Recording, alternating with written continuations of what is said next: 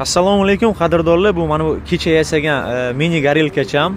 Kommentariyada ko'pchilik yozdi, buni tokni qaydan olamiz dam olishda deb. Bu 12 voltga ishlaydi. Bemalol akkumulyatorni qo'yib ishlatsanglar ham bo'ladi motorchasini.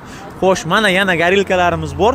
Mana bu kattarog'i yem qaynatishga, kotyollarning ichiga, qozonlarga juda zo'r tushadi. Mana ko'rishlaringiz mumkin. Buni ham bu tomoniga motorlarni hamma narsasini qo'yib beramiz. Mana shu 950 ming so'm komplekti bilan chiqadi. Yaxshi motori bilan, motorning o'zini narxi 270 minglik, zo'r purkaydigandan, metallari ham qalindan. Mana ko'rishlaringiz mumkin. Zo'r, baquvvat, umuman ekonom qilinmagan. Mana bunday holatida bo'lsa, bular xo'sh 600 mingga chiqadi.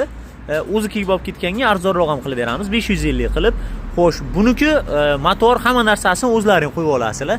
Mana bu tomonda yana podzakaz qilingani bu, egani xohishiga qarab pastroq qilib berganmiz, kotyolni ichiga qo'yishiga. Mana bunga kichkinaroq motori bilan zakaz qilingan edi. Mana shu 850 ming so'mga chiqadi mana. 12 voltda ishlaydigan motori bilan mana bachoklari ham bor, yoqib test qilganman buni. Zo'r, haqiqatdan ham yonishi. Kimga mana shunaqa garilkalar kerak bo'lsa, telefon qilaverasizlar.